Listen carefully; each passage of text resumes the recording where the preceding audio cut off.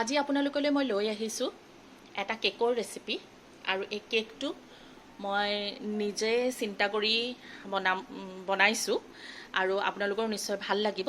এই কেকটোৰ মই নাম দিছোঁ cream strawberry flavoured burger cake. এতিয়া চাওক মই ৰেচিপিটো কেনেকৈ কৰিছোঁ। তাৰ কাৰণে মই লৈছোঁ ষ্ট্ৰবেৰী থকা কেইটামান অৰিঅ' বিস্কিট, এটা ডিম, অলপমান গাখীৰ। মই ইমানখিনি গাখীৰ ব্যৱহাৰ নকৰোঁ, ইয়াৰ অলপেই ল'ম। ইয়াত আছে আমুল ক্ৰীম প্ৰায় 2 চামুচ আৰু অলপমান বাটাৰ। ইয়াত মই কোনো ধৰণৰ চেনি ব্যৱহাৰ নকৰোঁ। এতিয়া চাই থাকক মই কেকটো কেনেকৈ বনাওঁ। খাবলৈ খুব ভাল, ল'ৰা ছোৱালীক দিলেতো ক'বই নালাগে, খুব ভাল পাব। এতিয়া চাই থাকক ৰেচিপিটো মই কেনেকৈ আৰম্ভ কৰিছোঁ। এতিয়া বাৰ্গাৰ কেকৰ কাৰণে মই এটা বাতি লৈ লৈছোঁ। তাত মই প্ৰথমে ডিমটো ফাটি ল'ম আৰু এডাল হুইস্কাৰৰ সহায়ত এইটো মই হুইস্ক কৰি ল'ম ভালকৈ। যেতিয়ালৈকে অকণমান ফেন হৈ নাযায় তেতিয়ালৈকে মই এইটো হুইস্ক কৰি থাকিম। এতিয়া ইয়াতে মই অকণমান গাখীৰ দি পুনৰ ফেটি থাকিম। সামান্য গাখীৰ দিম, বেছি নহয়।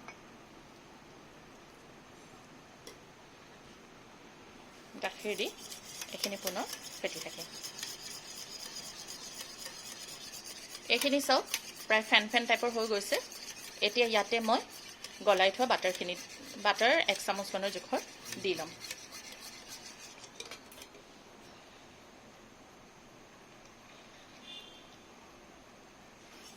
দি পুনৰ মই এইখিনি মিক্স কৰি থাকিম। এইটো কিন্তু বহুত ইম্পৰ্টেণ্ট ষ্টেপ হয় কেক বনাবৰ কাৰণে। আপোনালোকে বিটাৰৰ সহায়তো কৰিব পাৰে, কিন্তু মই যিহেতু যাৰ ওচৰত বিটাৰ নাথাকে, কেক বনাই খাবলৈ বহুত ইচ্ছা কৰে, তেওঁলোকৰ কাৰণে একেবাৰে সহজ পদ্ধতিত দেখাইছোঁ। অভেনত বনাই বা বিটাৰত বিট কৰি পেলাইতো চবেই কৰি ল'ব পাৰে, কিন্তু সহজ পদ্ধতিত কম বস্তুৰে কেনেকৈ আপোনালোকে এটা খুব টেষ্টি কেক বনাব পাৰে সেইটোৱে মই দেখাবলৈ চেষ্টা কৰিছোঁ। এয়া চাওক এইখিনি খুব ধুনীয়া ফেন ফেন হৈ গ'ল। এতিয়া এইখিনি মই ছাইড কৰি থৈ দিম আৰু এতিয়া মই আপোনালোকক নেক্সট ষ্টেপটো দেখাই আছোঁ কি কৰিব লাগিব। এতিয়া এই অৰিঅ'কেইটা মই এনেকৈ খুলিম আৰু এই ক্ৰীমটো যিটো চেণ্টাৰ ফিলিং ইহঁতৰ যোনটো ষ্ট্ৰবেৰী ফ্লেভাৰ আছে এইটো মই ক্ৰীমৰ ওপৰত দি দিম।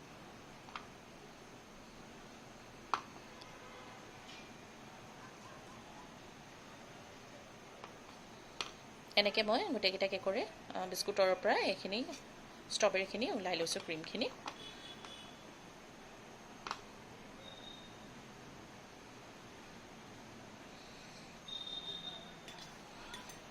এতিয়া এখন চামুচৰ সহায়ত মই এইখিনি খুব ধুনীয়াকৈ মিক্স কৰি ল'ম।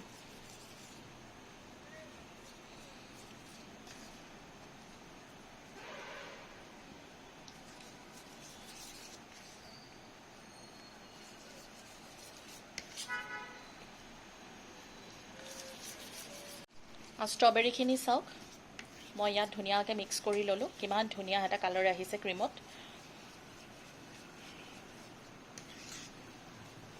খুব ধুনীয়াকৈ স্মুথ হৈ গ'ল। ইয়াত লাম্পছ থাকিবৰ কাৰণে নিদিব। চাওক কি ধুনীয়া স্মুথ এটা ক্ৰীম বনি গ'ল। কালাৰটো চাওক কিমান ধুনীয়া লাইট পিংক এটা কালাৰ আহিছে। এতিয়া এইখিনি হৈ গ'ল। এতিয়া নেক্সট ষ্টেপটো মই আপোনালোকক দেখুৱাইছোঁ। এই বিস্কুটখিনি মই এটা গ্ৰাইণ্ডাৰত দি এইখিনি পাউডাৰ কৰি ল'ম। এইখিনি চাওক বিস্কুটখিনি মই ধুনীয়াকৈ পাউডাৰ কৰি ল'লোঁ। যিহেতু বিস্কুটত চেনি থাকে, বেকিং থাকেই, সেইটো কাৰণে মই বেলেগকৈ ইয়াত বেকিং বা ময়দা ব্যৱহাৰ নকৰোঁ। এতিয়া এইখিনি ডাইৰেক্ট মই কণীৰ ওপৰত দি দিম।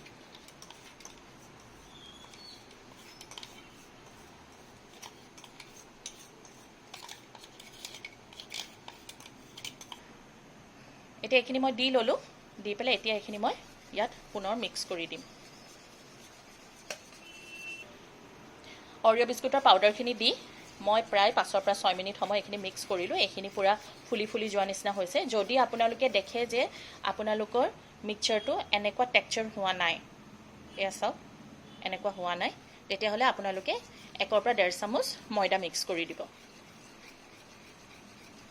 কিন্তু মোৰ হৈছে যেতিয়া মই মিক্স কৰা নাই। যিমানেই ফেটি থাকিব সিমানেই কেকটো ফ্লাফি হ'ব, ছফ্ট হ'ব, খাবলৈ ভাল হ'ব।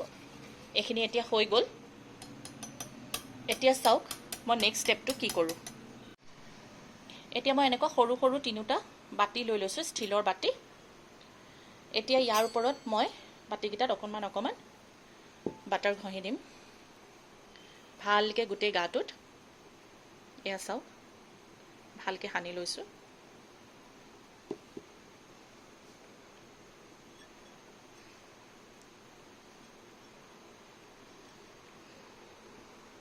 এনেকৈ 3টা বাতিতে মই সানি লৈছোঁ।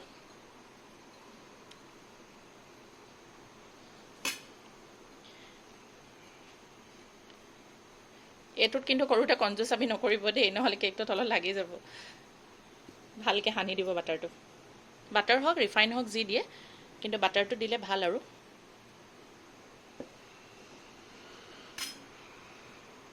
মই বেছি বেছিকৈ সানি দিলোঁ। এতিয়া এই বাতিকেইটাৰ ওপৰত মই এই মিক্সচাৰটো বাকি দিম। আপোনালোকে দেখিছে চাগে মই কিমানখিনি ঠিক কৰিছোঁ। একদম ফুল কৰি নিদিওঁ।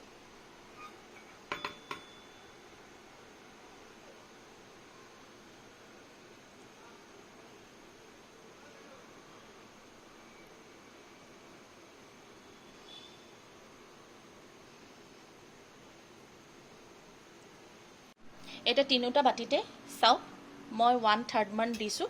যিহেতু ফুলিব ওপৰলৈকে আহি যাব, বেয়া হ'ব। যিহেতু মই বাৰ্গাৰ শ্বেপত বনাম সেইকাৰণে মই ইমান 1/3হে দিছোঁ। এতিয়া বাতিকেইটা অকণমান মই এনেকৈ দিম। আৰু এতিয়া চাওক নেক্সট ষ্টেপটো মই দেখুৱাইছোঁ আপোনালোকক।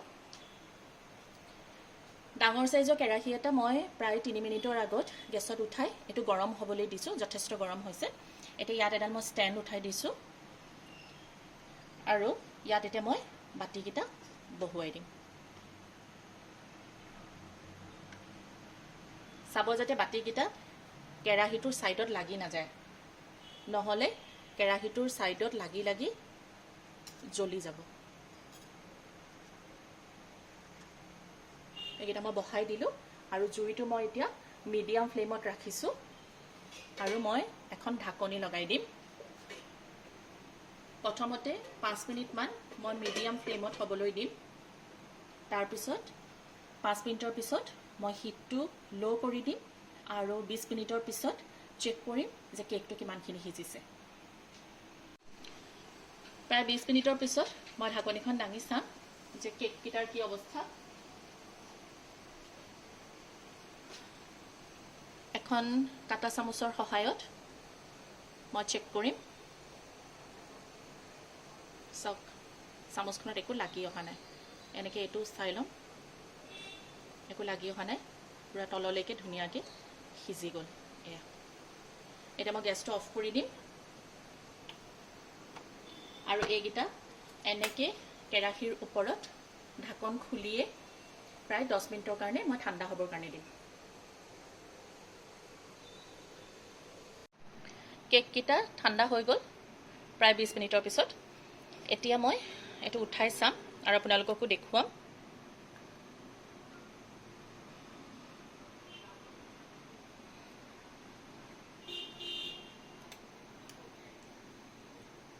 এয়া চাওক কি ধুনীয়াকৈ ওলাই আহিলে।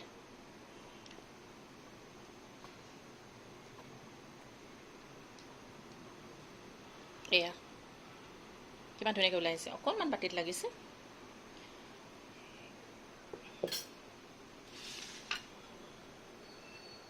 তেনেকৈ বাকীকেইটাও মই ওলাই চাম।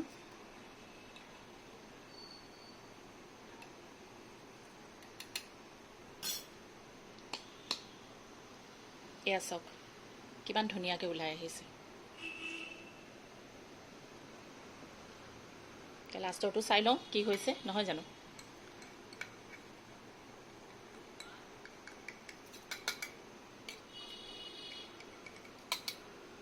এইটো ওলাইয়ে আহিলে এয়া চাওক এইটো অকণমান তলত ভাগা টাইপৰ হৈ গ'ল উলিয়াওঁতে মই বেছি জোৰ দিলোঁ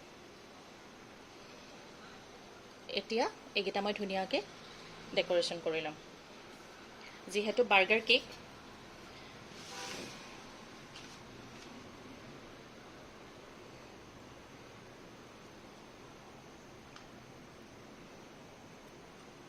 ইয়াৰ ওপৰত এই ষ্ট্ৰবেৰী আৰু ক্ৰীমৰ যোনটো মিক্সচাৰ আছিলে মই সেইটো ইয়াৰ ওপৰত দি দিম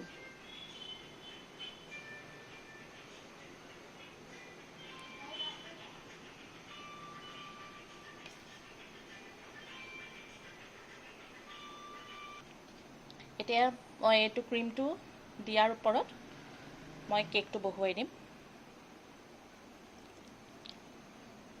ইয়াৰ ওপৰত পুনৰ মই এই ক্ৰীমৰ মিক্সচাৰটো দি দিম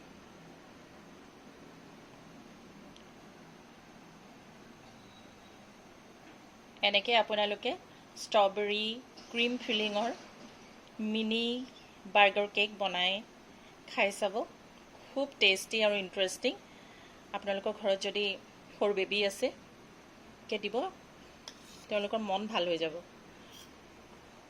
আৰু ইয়াৰ ওপৰত মই একদম লাষ্টৰ কেকটো বহুৱাই দিম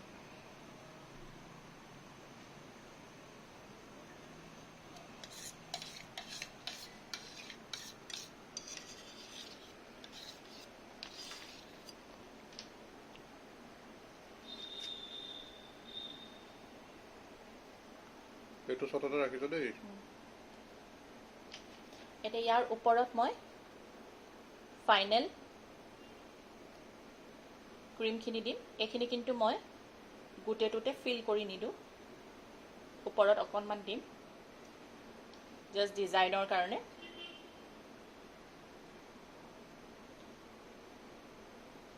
গোটেইটো ফিল কৰি নিদিওঁ আপোনালোকে ইচ্ছা কৰিলে কৰিব পাৰে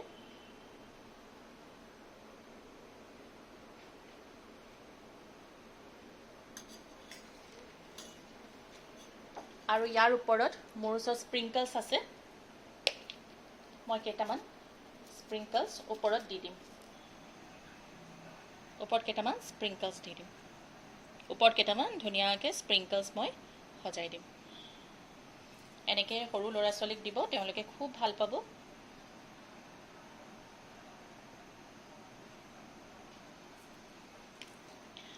এনেকৈ বাৰ্গাৰ কেক আপোনালোকে বনাই খাই চাব খুব ইণ্টাৰেষ্টিং এটা বস্তু আৰু মোক কমেণ্টৰ মাধ্যমত জনাব যে আপোনালোকে কেনেকুৱা পালে